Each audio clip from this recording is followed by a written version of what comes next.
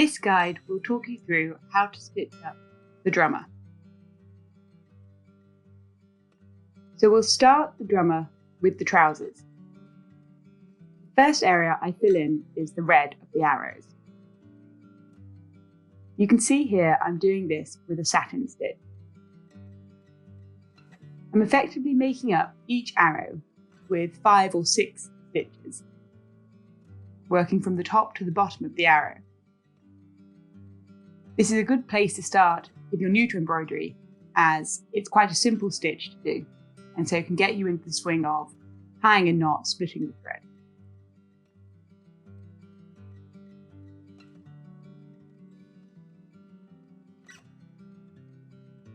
You can see here in more detail exactly what I'm doing, going in at the bottom, up to the top, and then back in at the bottom of the arrow again. So once you've completed all the red of the arrows, then I'll start filling in the dark pink using a chain stitch. Each of these lines, the wide dark pink lines, will be filled in using 2 runs of chain stitch. On the how-to video guides, you will find there are separate detailed videos on chain stitch, straight stitch, and all the other things you'll need, such as getting started. But for reference, here, I'm doing a link method of chain stitch. It doesn't matter whether you do link method or loop method. You'll find as you get going that you'll have one you particularly prefer and find easier.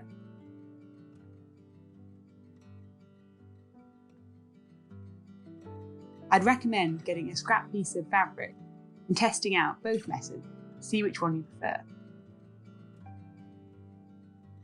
So you can see here I've completed 1 run of chain stitch up the line, and now I'm working backwards, back down the line in the second run of chain stitch. This means that each of the dark pink lines will have a width of 2 runs of chain stitch.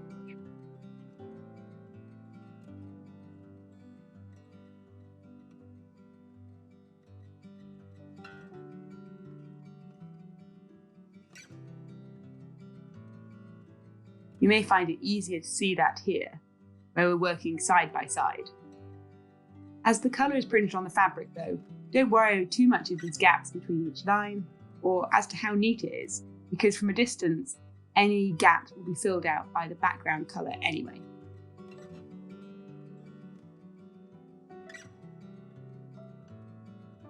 So once you've finished those stripes, we'll continue with our chain stitch.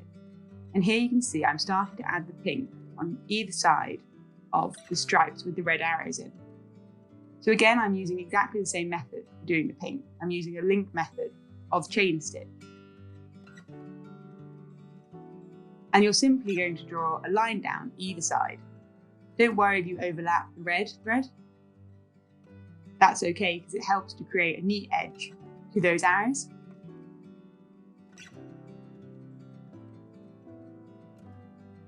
If you do want to achieve a very neat look, then it's worth trying to keep each length of the chain stitch the same, and so each of your loops feels the same sort of length.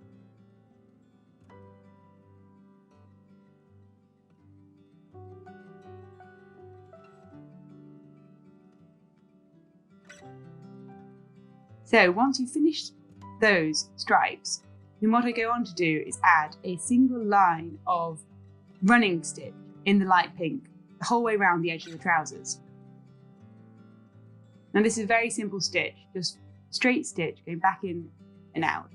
You'll see a guide for this in your musician's instruction guide, but also there's a separate video. It's part of the straight stitch video. Most of this line will end up getting covered with the outside edge of the chain stitch you see doing here. So we just then follow exactly the same line around the edge using dark pink, create a border. And again, this is just a run of chain stitch. I mean, by the time you get to this point, you'll have become an expert in chain stitch. And I actually find, particularly from the camel kits, that the chain stitch tends to be people's favourite stitch to do. It's very satisfying once you get into it. You'll find yourself becoming a bit of a perfectionist.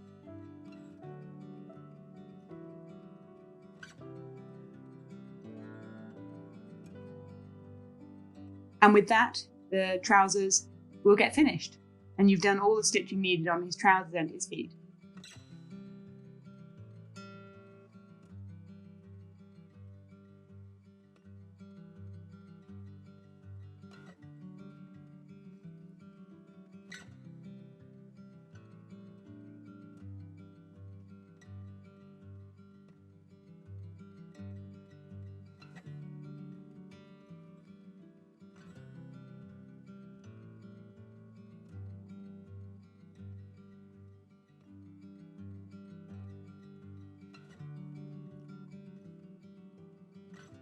So now we've finished the trousers, we'll go on to do his belt. Now the edge of the belt has a scallop shape around it, which we're going to try to fill in with dark pink. They're quite narrow scallops to fill in, and so you'll find it doesn't look super neat once you've done a couple of them. But have faith, once you've filled in a lot of the scallop, then you'll find that it all gives the overall effect of the scallop edge to the belt. Just take your time over it and create each stitch. And don't be too worried about the neatness.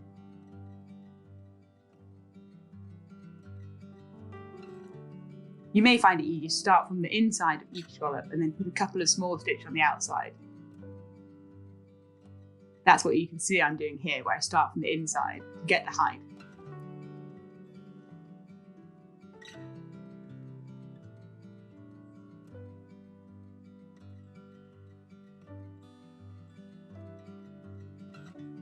So now I'll continue with the satin stitch, and I'll work around filling in the light pink lines on his top.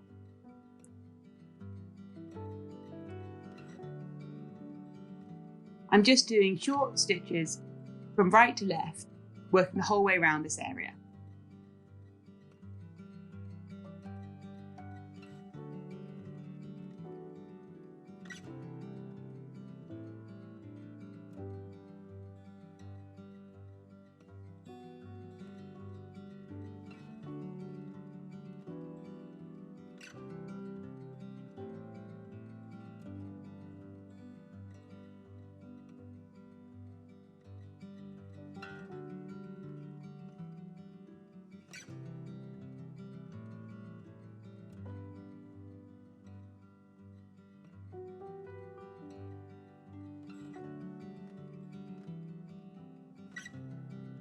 Whilst I've still got the pink thread, I'll work around and just put a small outline around his hands.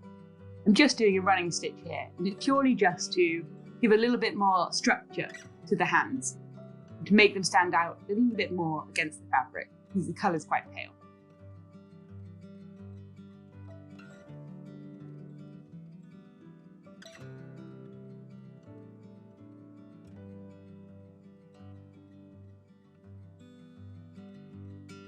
So now we start on the French knots. If you've never tried French knots before, then firstly I'd watch the separate video I have on them. And secondly, I'd get a scrap piece of fabric first and have a go at practicing. Once you get into the habit of it, you'll find that they're really enjoyable to do. The difficult part about it is it's a bit of a two-handed job. But if you haven't got a frame to hold your hoop, then you can use other things like balancing on a table with a book, or just holding it between your knees. There's various ways I approach it. And to be honest, I didn't have a frame until about a month ago. Here I'm just doing French knots very close together the whole way down the outside of the jumper. Each one I'm wrapping the thread around kind of maybe two, three times to create quite a lot of volume in them. If you find that's hard, then just wrap it around once or twice and do a few more. The less you wrap it around, the neater you'll find your French knots are. So once we finish that outside edge, I'm now going to go on to add the checkerboard on his jumper and on the drum. So take the gold thread.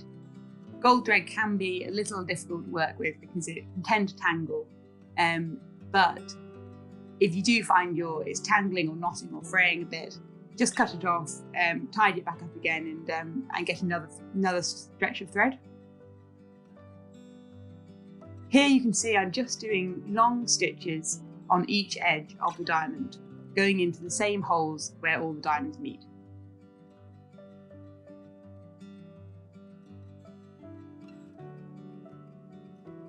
So you're literally just going to follow around the outlines.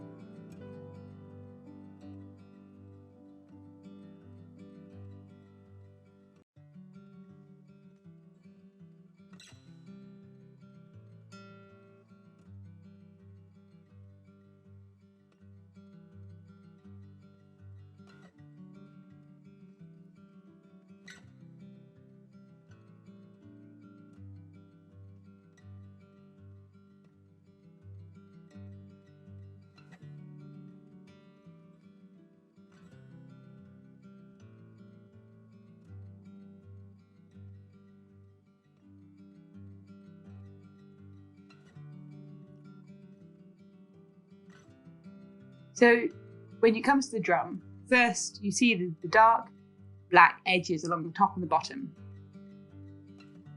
Going to fill these in exactly the same way we did the light pink line on his jumper, and doing a short satin stitch top to bottom the whole way along. Again, if there's little gaps between the threads, you won't notice because of the black printed onto the fabric, and therefore that will automatically fill out any of those slight gaps.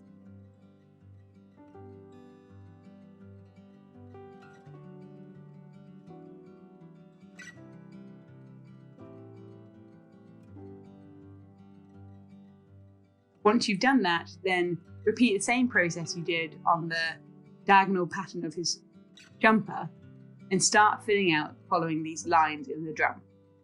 You'll go with the black thread and you're going to just go and follow the outlines of each diamond.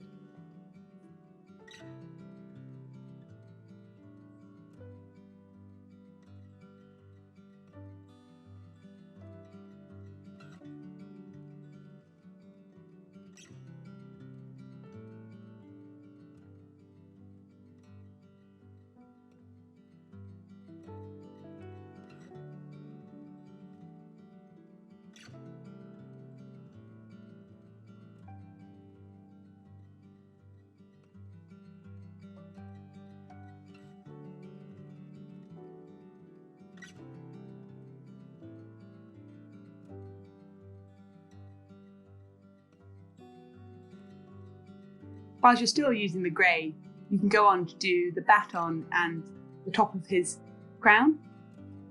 So for the crown, again, it's just a narrow line of satin stitch, exactly the same way as you've done on the drum.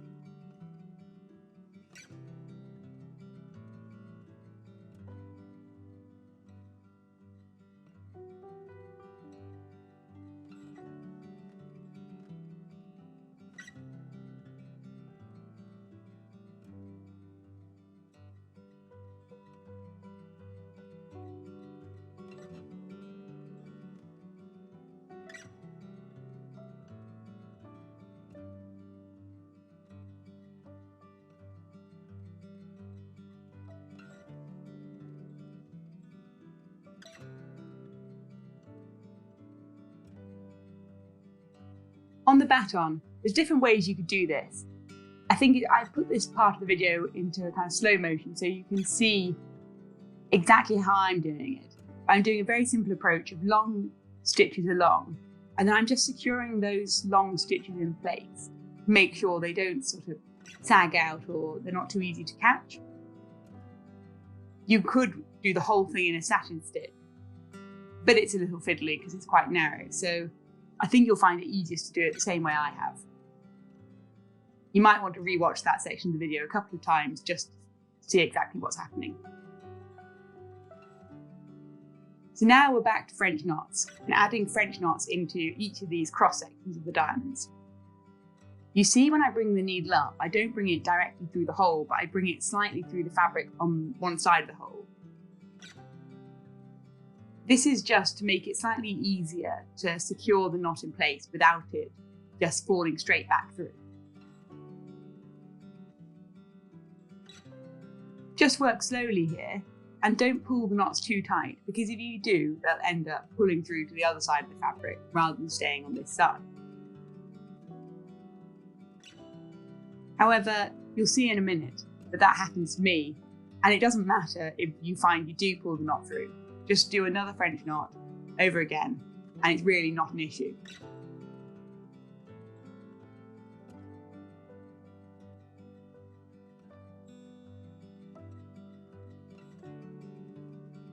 So you can see it's on this one that it happens.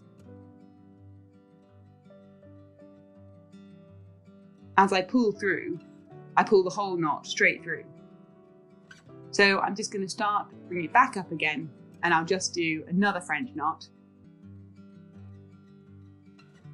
And on this one, I'll just again be gentle when I pull it through, easing the needle through, and then you can see it holds in place.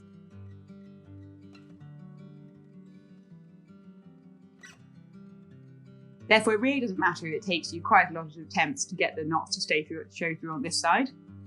The more French knots you do, the more you'll understand and get a feel for when they're going to pull through and when they're not.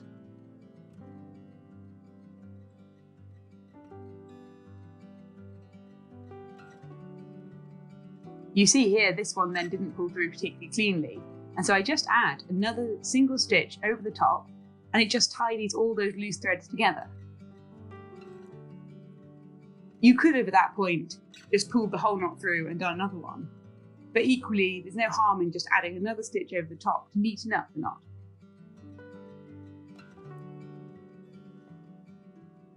And so I'm going to repeat the process here with gold thread. I'd recommend doing the ones in dark pink first, because whilst it's exactly the same process with the gold thread is just a little trickier to work with. But you see here, I'm just doing a similar thing where I'm pulling the French knots through all of the holes. Again, when I've got a few loose threads coming out, I put a couple of extra stitches over the top to hold them in place and to neaten up that French knot.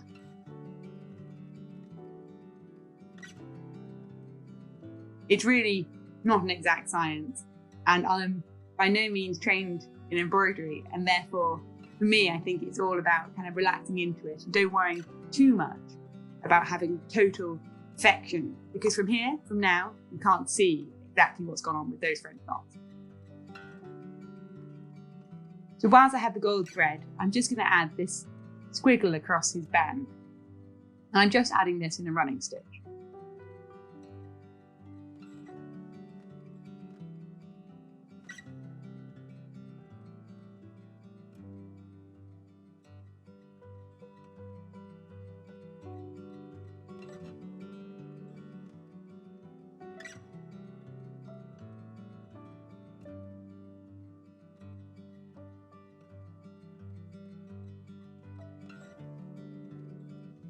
So for his crown, you're just going to fill this in using a satin stitch.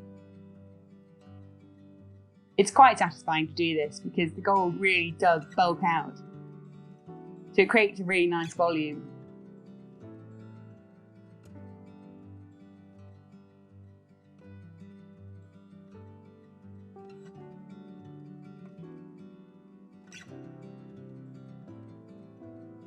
And so, getting to finishing touches. For his hair, we go back to French knots. And by this point, I really think you will have started to really enjoy the process of creating French knots. The hair isn't marked on the fabric, so that you can create any crazy hairstyle you'd like.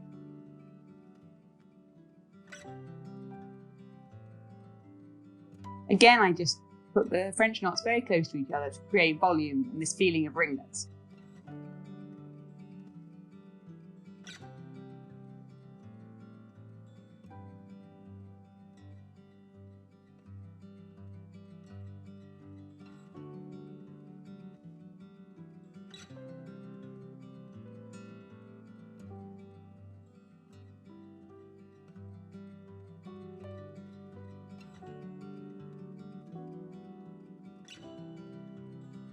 So the final touches, his face. I'm literally just going to add a straight stitch around the edge of his nose and then to position his eye. Again, this just makes the face stand out a little bit more from a distance.